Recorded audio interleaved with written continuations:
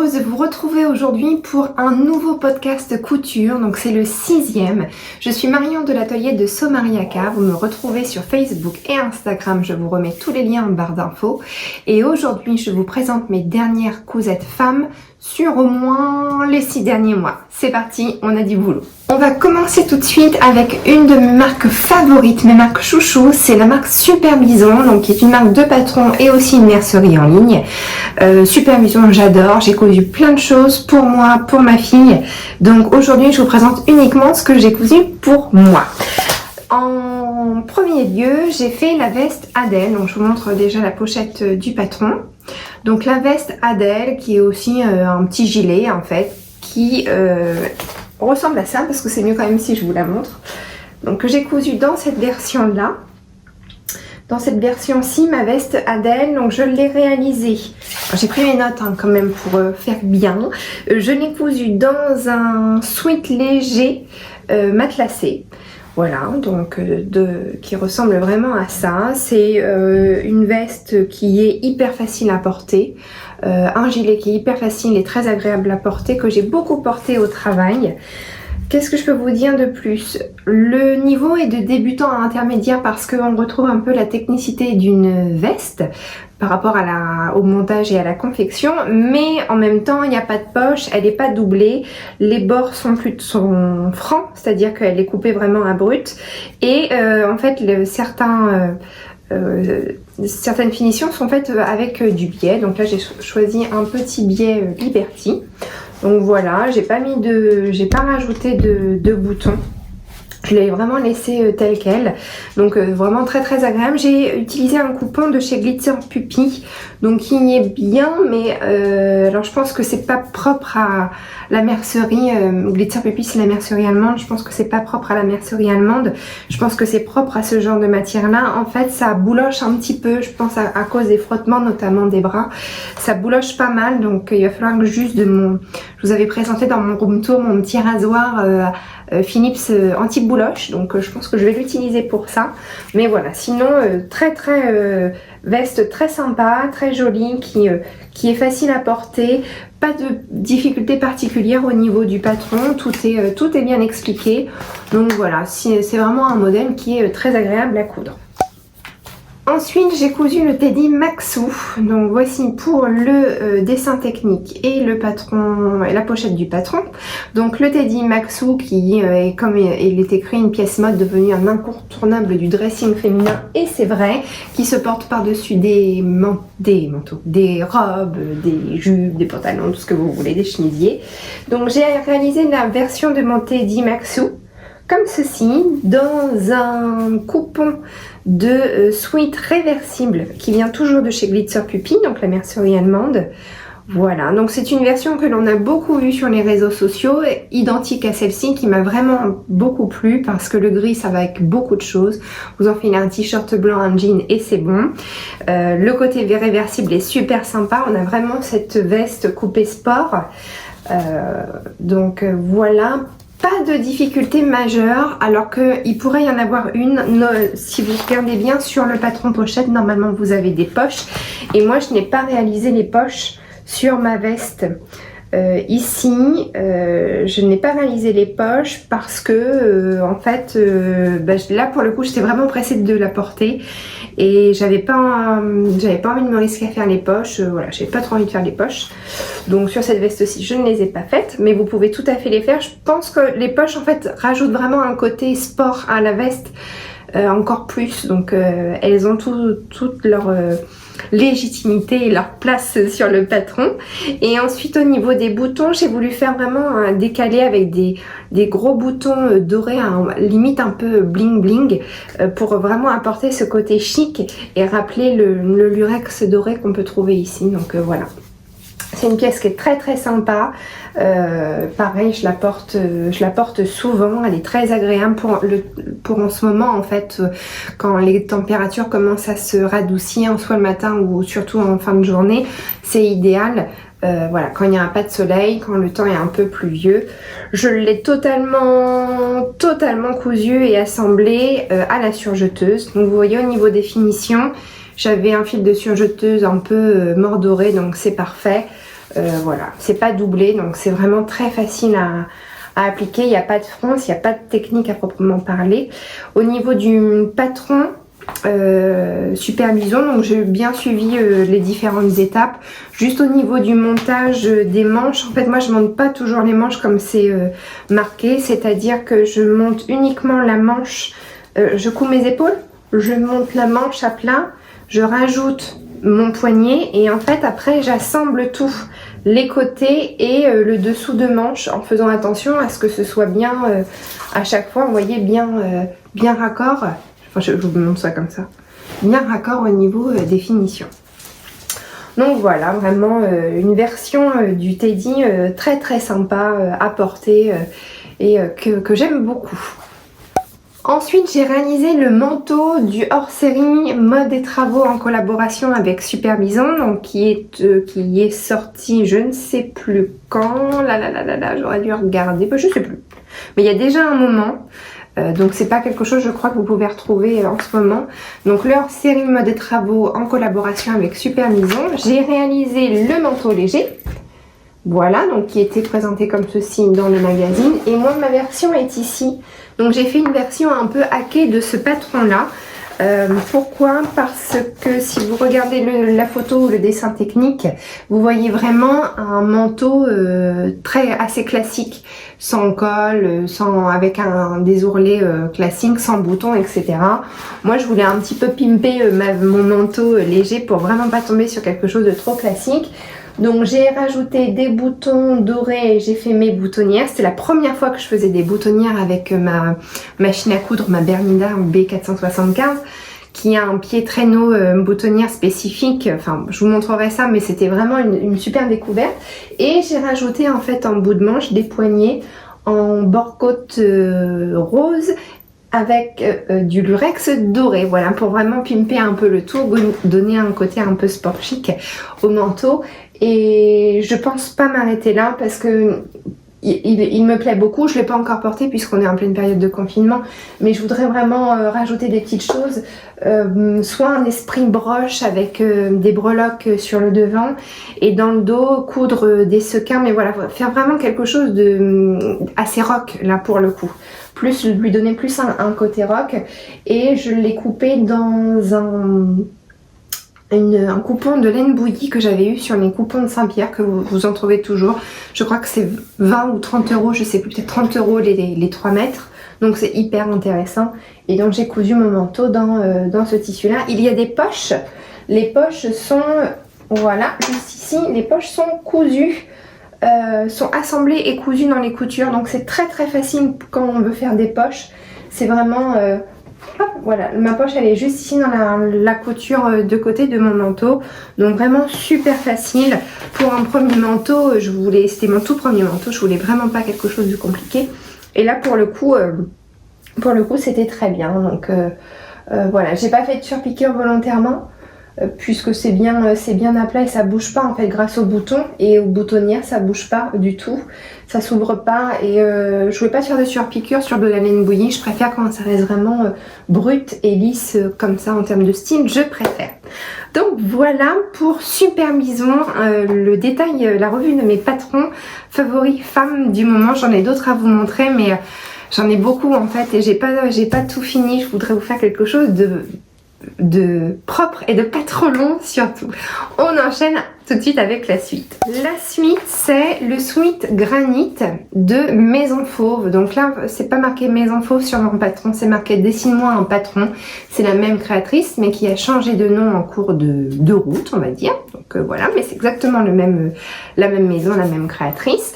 Donc le sweat granit, j'ai réalisé une version en utilisant des chutes, mes chutes de tissu. Donc j'ai réalisé cette version-ci. Donc tout est une chute. Ce sweat là, j'avais réalisé une robe pour ma fille, une robe molletonnée. Donc il me restait du coupon comme ça, donc j'ai pu faire mon sweat. J'avais pas assez pour les manches, donc j'ai repris ce que j'avais aussi en jersey un peu poudré qui s'associe très bien avec les fleurs en fait dessus. Et du bord côte, il m'en restait du bord côte il m'en restait un peu doré, donc voilà, au niveau des harmonies je trouve que c'est plutôt sympa. Donc là franchement aucune difficulté majeure dans la réalisation de ce patron là. Ce que j'aime beaucoup c'est la manche bouffante avec le détail des plis en fait sur la manche. Voilà, donc ça c'est super, ça donne vraiment du gonflant au poignet. Donc j'aime vraiment beaucoup ça. On est sur une emmanchure raglan, c'est-à-dire que vous n'avez pas de couture à l'épaule, c'est vraiment quelque chose qui est relativement... vous voyez l'épaule est là, donc la couture est plutôt tombante. Donc non, franchement très agréable à porter. Je l'ai totalement assemblé à la surjeteuse, donc avec ma Baby Lock Enlighten. Totalement, j'ai rien fait à la machine à coudre, à part bien entendu mon ourlet avec mon aiguille double. Mais pour le reste, j'ai tout fait à la surjeteuse, donc très super à faire. Bien entendu, vous pouvez le réaliser à la machine à coudre, ça n'empêche pas. Vous me direz ce que vous en pensez, mais si vous avez l'habitude de coudre beaucoup et que vous n'avez pas encore investi dans une surjeteuse, vous allez voir que l'envie va bientôt s'en faire ressentir parce que ça vous apporte beaucoup de confort et plus de rapidité dans la confection de vos ouvrages. Donc voilà ce que je peux vous dire d'autre sur le Sweet Granite. Donc pas de difficulté majeure. Tous les tissus viennent de ma mercerie locale, donc ça se retrouve pas sur internet ou sinon je sais pas, ou peut-être hein, mais moi je me suis pas posé la question. Et la seule chose que je pourrais dire sur le Sweet Granite, c'est en termes de coupe. Finalement c'est pas une coupe que je trouve très flatteuse pour moi. Le sweat est relativement court, c'est voulu, hein, c'est pas une erreur de patronage, le style est comme ça. Et la manche est relativement courte aussi. Donc pour que ce soit le plus flatteur possible, il faut vraiment porter avec un pantalon taille haute ou bien une jupe taille haute, quelque chose qui est plutôt ajusté au niveau du bas du corps. Pareil, si vous avez une forte poitrine, je vous conseille pas du tout ce type de coupe là, parce que ça mettrait vraiment l'accent sur le buste en élargissant plutôt le haut du corps, et je trouve que c'est pas toujours très harmonieux. Bon, voilà. Après c'est une affaire de goût et de style. C'est propre à chacune, donc ça vraiment ça regarde chacune d'entre nous. Ensuite j'ai cousu la blouse esquisse de ma petite garde-robe. Alors je vous en parle quand même parce que j'aime beaucoup cette blouse là. J'ai bien aimé, j'ai apprécié la coudre. La seule chose c'est que je crois que la marque n'existe plus, parce que sur les réseaux sociaux Instagram, notamment Instagram, en fait la dernière publication date de juin 2019. Donc ça va faire 1 an et depuis il n'y a rien du tout, il n'y a pas eu de nouveau patron. A priori il y avait un concept de box avec le patron collé sur le tissu qu'ils appelaient Easy Pattern. Il n'y en a plus disponible, je ne sais pas s'il reste des pochettes, j'en sais rien. Et quand j'ai voulu les identifier sur Instagram, j'ai pas pu en fait, ça m'a mis un message d'erreur. Donc bon, je ne sais pas, je pense que c'est fermé. Je vous montre le dessin technique. C'était en fait une blouse décolletée dos avec des manches 3/4 volantées. C'est en fait un style de patron que je suis sûre que vous pouvez retrouver plutôt facilement dans des marques telles Burda, New Look, McCall et Vogue et tout ce que vous voulez bien. Donc voici ma version que j'ai cousue dans une viscose Atelier 27 que j'avais achetée en 2018, donc il y a fin 2018, donc il y a vraiment longtemps. Je ne sais pas s'ils la font toujours. Dans tous les cas, c'est une viscose qui est vraiment très jolie et très agréable à porter. Là, on est vraiment sur un coloris printanier, limite automnal plus, hein, forcément, puisque je l'avais acheté en fin d'année. Vous avez ici les manches 3/4 volantées, voilà, qui sont ravissantes. Et le décolleté dos, normalement, était vraiment plus prononcé, c'est-à-dire que tout était vraiment ouvert. Et on pouvait coudre 2 liens, en fait, pour serrer dans le dos. Moi, je voulais pas trop ce style-là, parce que je voulais qu'elle soit relativement portable, notamment au travail. Donc, en fait, j'ai tout simplement fait un point de couture le long de ma petite fantaisie, de mon ruban. Je sais plus comment ça s'appelle, hein, forcément, parce que quand on fait une vidéo, on sait plus comment ça s'appelle. Donc j'ai fait une couture le long de mon biais. Ici, on va dire que c'est un biais. Pour avoir un décolleté V dans le dos qui est moins prononcé que ce qu'il proposait. Mais sinon, j'adore la porter. Elle est vraiment très agréable Elle est très très agréable, très légère à porter en ce moment. Ça reste un coup de cœur. C'est dommage que la marque, que le concept de la marque n'ait pas fonctionné, mais un patron de Atelier Scamit. C'est la blouse la blouse issue de la collaboration de Atelier Scamit et Petite Chose. Voilà, donc c'est cette blouse-ci qui est très très populaire sur Instagram. Donc je vais vous montrer la version que j'ai réalisée pour ma maman. Voilà, donc j'ai réalisé cette version-ci pour ma maman. En broderie anglaise dans un coupon, des coupons de Saint-Pierre. Toujours parce que c'est un très bon rapport qualité-prix chez les coupons de Saint-Pierre. Pour la version de ma maman, j'ai fait la version goutte mais fermée. J'ai délibérément pas mis de boutons ni de cordon. Je trouve que c'est bien plus joli sur le décolleté en fait comme ça quand c'est fermé. Encore une fois, c'est propre à chacune, hein. C'est les styles, les goûts et les couleurs. Et ensuite, au niveau de la réalisation, bon, il n'y a pas de... Alors, je dirais que c'est pour quand même un niveau intermédiaire parce que on vous apprend à faire du biais, à faire vous-même votre propre biais. Donc ça, c'est moi qui l'ai fait avec votre coupon hein, de tissu. C'est pas compliqué, hein. Faut pas vous faire une montagne de ça. C'est le biais, on vous explique bien qu'il faut prendre en fait la bande dans la diagonale de votre tissu parce que du coup c'est plus extensible. Et ensuite au niveau du pliage, moi je vous conseille de le faire avec votre fer à repasser. Si vous avez un mini fer à repasser, c'est encore mieux. Il faut plier donc vous avez une bande mettons de 4 cm, vous la pliez en deux et vous la repassez pour bien marquer le pli, ça fait 2 cm. Vous ouvrez et en fait quand vous ouvrez ça vous fait le pli au milieu et vous repliez chaque côté, vous le repliez en deux.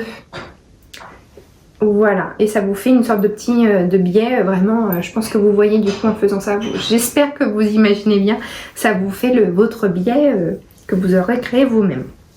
Donc voilà, mis à part ça, après il y a les fronces aussi, vous avez un petit peu de fronce sur les... ici, oh bah décidément, attendez, hop, voilà. Vous avez des fronces ici au niveau des côtés, vous avez des fronces également dans le dos. Alors là c'était bizarre, j'ai trouvé bizarre en fait les repères du patron. Je me suis demandé si je m'étais pas trompée mais j'ai pas l'impression. Ça faisait vraiment ça fait très très serré. Et je pense que dans une viscose les plis se font bien mais forcément en broderie anglaise ça prend un peu plus de place par rapport à la matière. Donc voilà, je l'ai cousu avec ma machine à coudre et j'ai fait mes finitions à la surjeteuse. Je n'ai pas fait les finitions couture anglaise parce que j'en avais pas envie et ça prend beaucoup de temps. Là j'avais pas trop envie, je suis pas fan plus que ça des coutures anglaises, donc j'ai fait un beau surjet 3 fils, c'est nickel.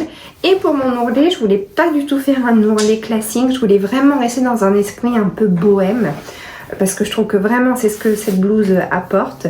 Donc j'ai fait en fait j'ai fait un point de feston. Voilà, j'ai fait un ourlet festonné. Donc je pense que vous vous rendez bien compte comme ça et du coup je trouve ça super joli. Je l'ai fait avec ma machine à coudre. Je pourrais vous remettre le numéro du point mais voilà. J'ai fait des tests avant et je trouvais que c'était super sympa dans le rendu. Donc je pense qu'elle va être contente quand elle va voir ça. Voilà, mais il y a plein de versions sur Instagram, donc je vous invite vraiment à aller voir toutes les versions que vous pouvez retrouver si ça vous intéresse. Pas de difficulté majeure sur cette blouse là. Ce que j'ai beaucoup apprécié, c'est au niveau du patron, ce sont en fait les tableaux de mesure qui sont il y en a beaucoup, il y a beaucoup d'informations et je trouve ça hyper précis. Si vous voulez bien reprendre, comparer par rapport à l'un de vos vêtements que vous avez dans le même style. Voilà, j'ai trouvé ça super pour la comparaison. Voilà, j'en ai fini avec mes cousettes femmes. J'espère que ça vous a plu. Si je devais retenir de nouvelles choses, ce que je peux dire, c'est que je me précipite moins. Je prends plus mon temps. C'est-à-dire qu'avant, j'étais vraiment dans une volonté de consommer de la couture. Il fallait que je couse, que je couse, que je couse. J'étais pressée de faire mes cousettes et j'étais pressée de les finir. Là aujourd'hui, je me précipite moins. Je prends mon temps pour avoir de belles finitions soignées. Et surtout, j'apprends à maîtriser de plus en plus ma machine à coudre, à savoir avoir de nouveaux réflexes, à savoir où se trouvent les choses, à faire différents points. Donc voilà, donc ça reste toujours un vrai plaisir. J'ai ma petite copine qui est juste là. Je vous fais un rappel de mes réseaux sociaux. Donc vous pouvez me retrouver sur Facebook et Instagram sous le nom l'atelier de Somariaka. Surtout très important, tous les mardis sur Facebook on se retrouve pour une petite vidéo qui s'appelle les biblio coutures. Donc on fera ça le temps du confinement puisque j'ai du temps, je suis à la maison. Après on verra si je peux, j'aimerais bien continuer si j'ai le temps. Honnêtement je veux pas trop me prendre la tête par rapport à tout ça, on fera au fur et à mesure, mais je suis sûre qu'on arrivera à trouver quelque chose. Donc voilà, je vous remercie aussi beaucoup pour tous vos retours et vos commentaires concernant ma dernière vidéo sur le room tour de l'atelier. Je vois que ça vous a vraiment plu.